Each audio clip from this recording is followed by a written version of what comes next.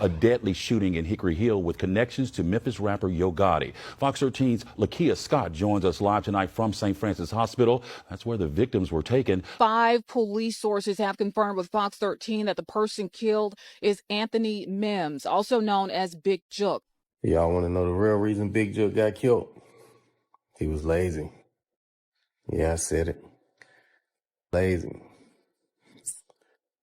He ain't finished the job, man.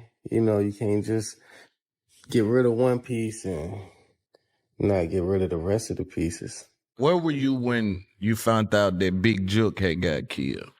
Man, I was on the way here. 2 years after Big Jook got shot outside a Memphis restaurant, rapper BEO Lil Kenny suddenly ended up in cuffs after a crazy police chase. The internet went wild fast. Yo Gotti stayed completely quiet, but people online instantly started asking if the streets finally found the man connected to it all. In mid-January 2026, clips started flooding Memphis pages showing cops surrounding a neighborhood in Westwood. Right in the middle of the chaos was Kenneth Mason, known as BEO Lil Kenny. Reports claimed he led police on a fast chase through the city before jumping out the car and trying to hide on foot. Police eventually pulled him out of a row of bushes where he was allegedly hiding low. Within hours, videos and screenshots were all over Facebook, IG, and YouTube, with headlines tying Lil Kenny to the Big Jook case. Some people claimed Yo Gotti and CMG already knew who was behind Big Jook's killing and finally closed in on him. Overnight, BEO Lil Kenny went from a Memphis underground rapper to the center of one of hip-hop's biggest conversations. To understand why the city reacted so hard, you gotta know how much weight Big Jook's name carried in Memphis.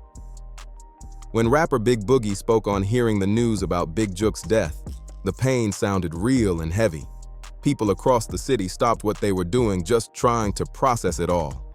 I don't want to say it was expected because I feel like I wasn't expecting it to happen because the Jook that I know, I thought Jook would have been moving better, you know. But to Jook's defense, you know, he had some security out there with him, but he ain't had the right people. Because when them pulled up, Jook had a officer standing right there with him with 100 shots, and the officer took out running. You know what I'm saying? So he had the wrong person. That's why the internet exploded when Lil Kenny got pulled from those bushes 2 years later.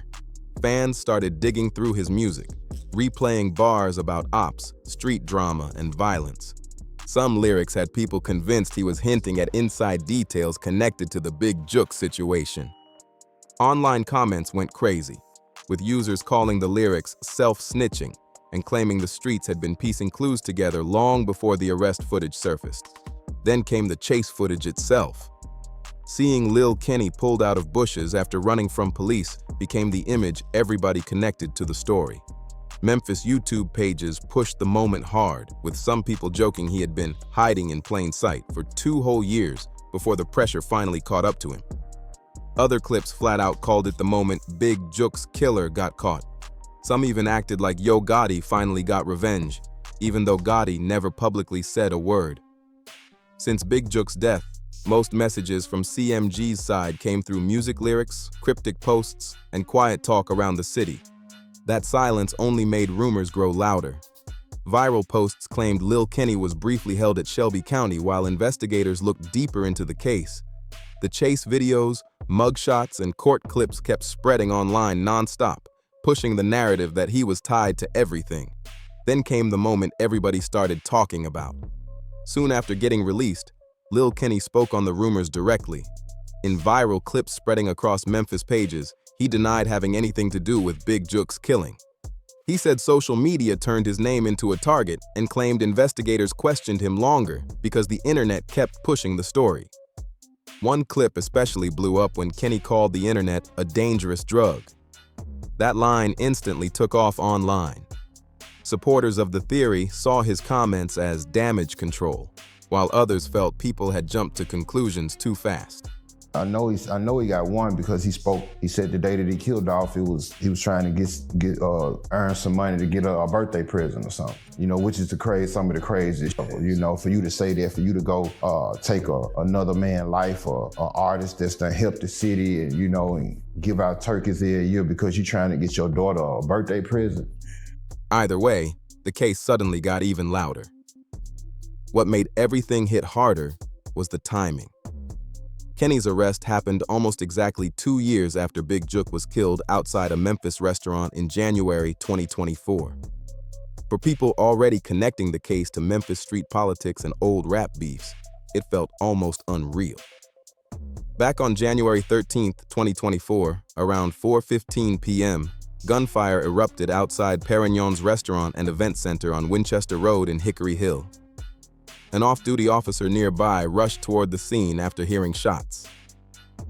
When police arrived, 2 men had been hit. One of the victims was Big Jook, found inside a vehicle after being hit multiple times. He was rushed to St. Francis Hospital but later died from his injuries. Right now, we do have video that we're analyzing, but we don't have a clear suspect identified at this time. But we know that a weapon was used, a firearm was used in this incident. We do feel like the individual that was shot was possibly targeted by the suspect. Another man was also hurt but survived. The news shook Memphis hard that night. What made the situation even heavier was where it happened. Big Jook wasn't at a party or club. He had been attending a repast for a relative named Eric Boven, a gathering families hold after funerals. Even longtime Memphis figures said the daytime attack felt shocking and bold. Witnesses claimed the shooters left in a white Ford Explorer with dark tint, black wheels, and no plates. Early reports made it clear investigators believed Big Jook was the intended target, and his name carried major weight in Memphis. At 47, Big Jook held a major role inside CMG, the label built by his younger brother, Yo Gotti.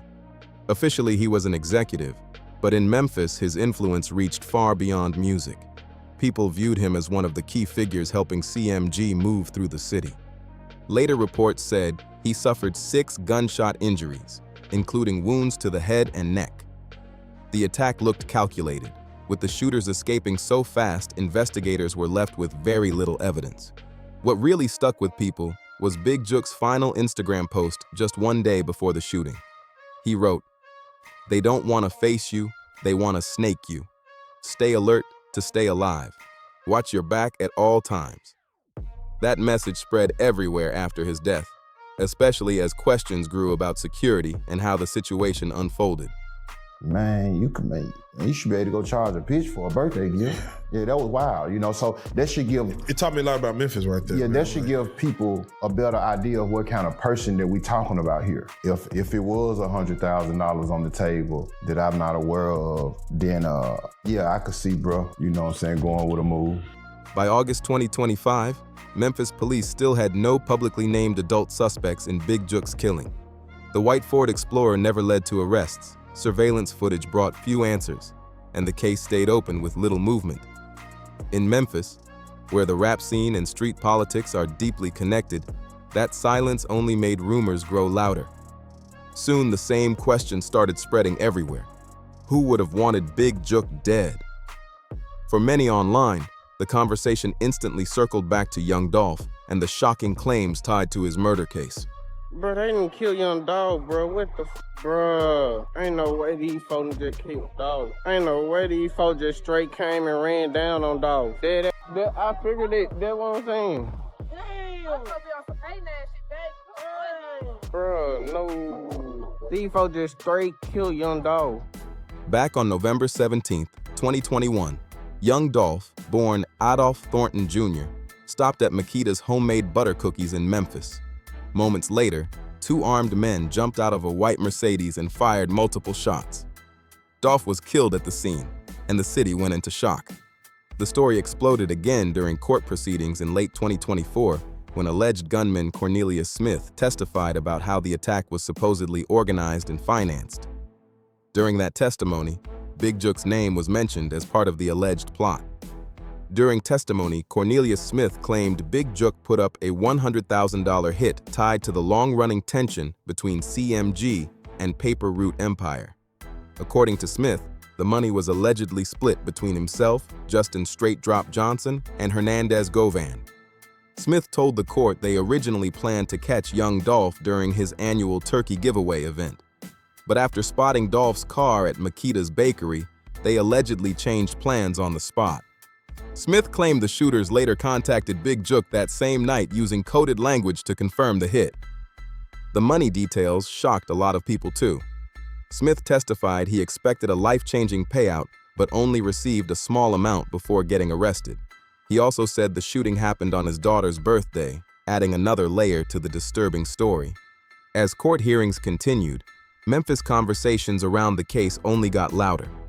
Justin Johnson was later convicted and sentenced to life in prison, while Hernandez Govan was acquitted. Even after Big Jook's death, his name kept coming up during discussions surrounding the case and the city's rap scene. Big Jook was never formally charged or convicted in connection to Young Dolph's murder, and he never had the chance to respond to the allegations in court. But once his name surfaced during testimony, many people in Memphis started believing retaliation was behind his own killing. The rivalry between Yo Gotti's circle and Young Dolph went back years before 2021. Around 2014, Dolph reportedly turned down a CMG deal and built Paper Route Empire into a strong, independent brand. From there, the tension kept growing through diss tracks, sneak shots, and public back and forths involving artists tied to both sides. Over time, the rap feud became linked to real violence.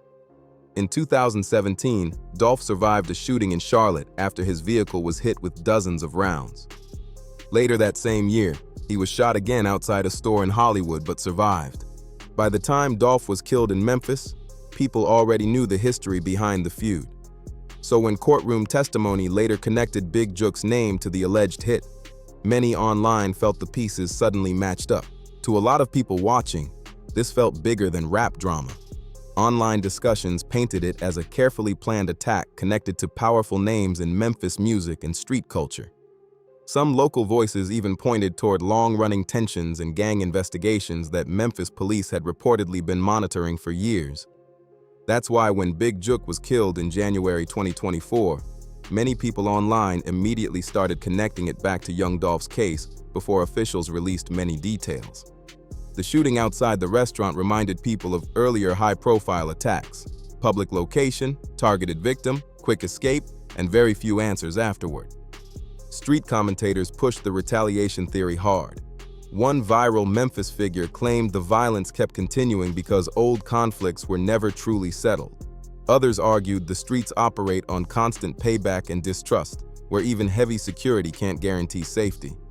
As the rumors spread, the internet kept tying every new development back to the long history between the people and crews connected to both sides. That's the atmosphere BEO Lil Kenny stepped into when his arrest footage exploded online in January 2026.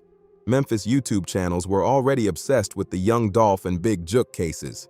So once Kenny got pulled from bushes after a police chase, the internet instantly started connecting dots. Fans and bloggers dug through his music searching for clues. His lyrics about Memphis street life, rivalries, and violence suddenly got viewed under a completely different light. Viral pages started matching certain bars to real events, and speculation spread fast. Then people turned to his social media.